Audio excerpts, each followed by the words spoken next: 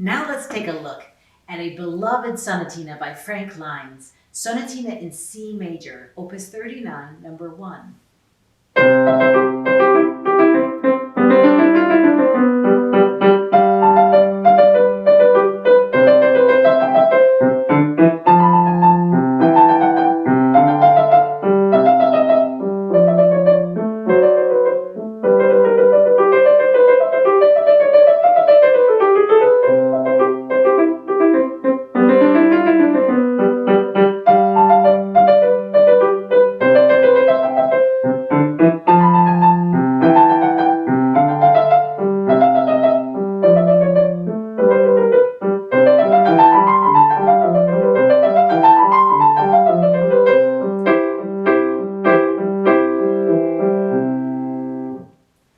That particular movement, the entire sonatina actually, is in the Sonatinas Book 4 of Succeeding with the Masters in the Festival collection. So let's talk about how we're going to get our students to play with artistic personality, which means wonderful musicality, wonderful technique, beautiful sound, and visual presence. So if the student were playing it completely straight,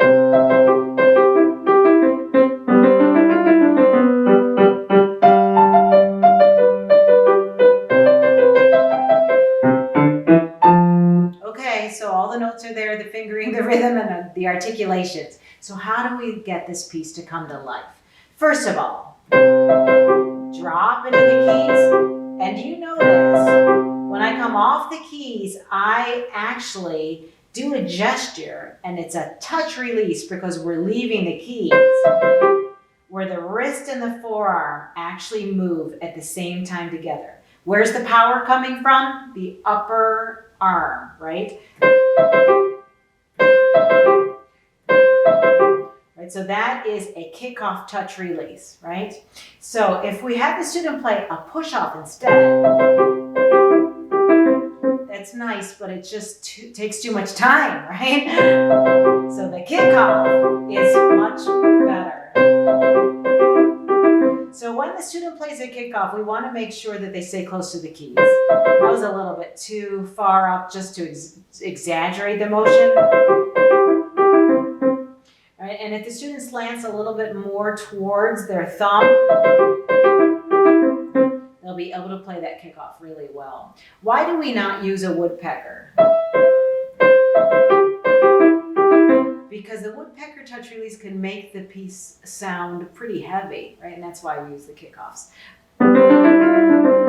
A basic 5-finger pattern, right? We want our students to feel like they are moving their wrist and their forearm and their elbow, obviously. And they're feeling like they're springing towards the top note. Right? So it's like a spring. Right? Oh my goodness, I'm actually forcing very easily the sound to be round and beautiful.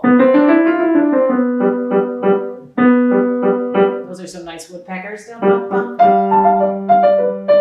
Kickoffs.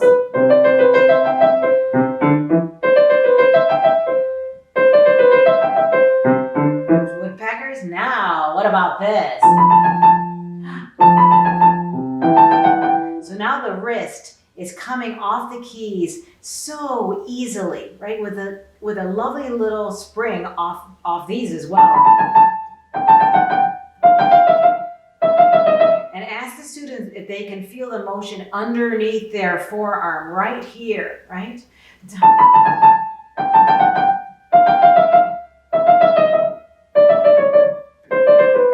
And then have them listen to how it starts mezzo forte, and then little by little, there's a diminuendo. So how do they get a diminuendo? So there's less invigoration, right, of the body, less energy, right? And it's a bigger motion going down to a smaller motion.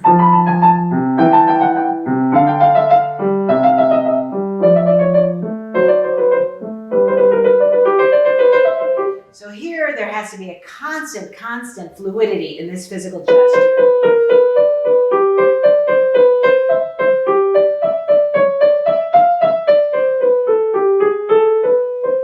I find to be the best way to get a student to understand this lovely physical gesture is actually to move their forearm. Or have them put their hand on top of your hand and forearm so that they can feel that fluidity. Good, and then it goes back to the beginning motions and the sound, and at number 4 here on measure 33, this all has to do with, of course, playing scales properly, but also using the upper arm.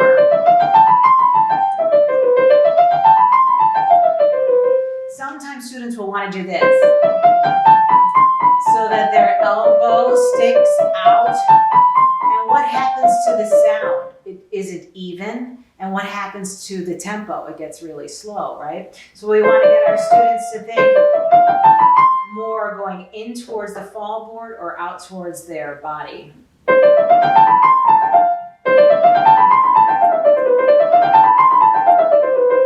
Coupled with strong fingers. And here, the motion is in for the E and the G. Or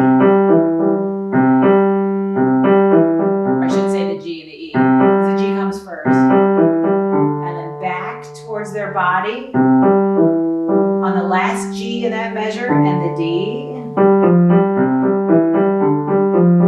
So actually the second and third beats is when the student moves in and they come back out then. Right, and in this way, their wrist is gently dropping and rolling.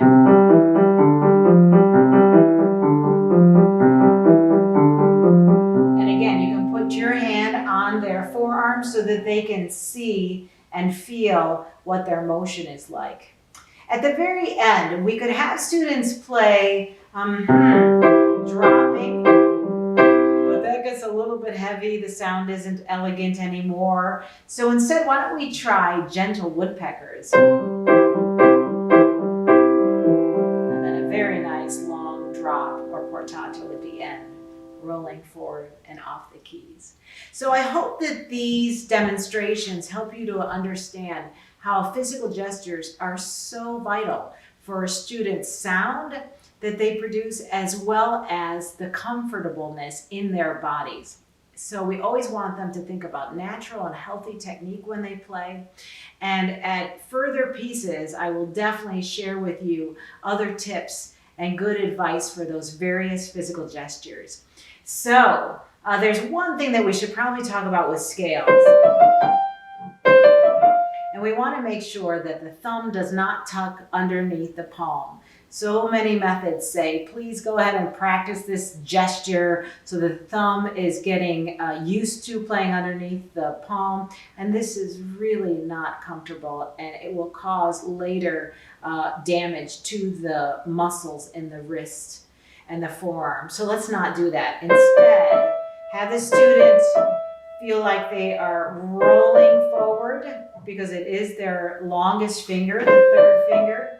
And then their thumb is alongside the third finger, and as soon as they play the thumb,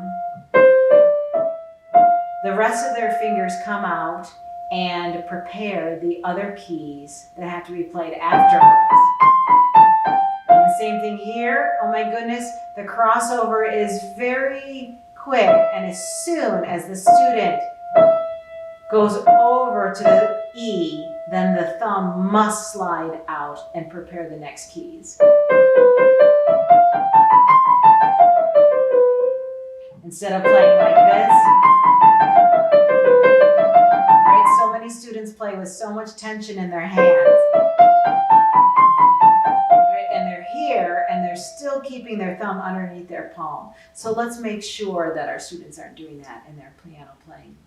So, oh my goodness, succeeding at the piano is full of these fabulous physical gestures and touch releases to help your students play the absolute best that they possibly can and enjoy music every moment that they play it.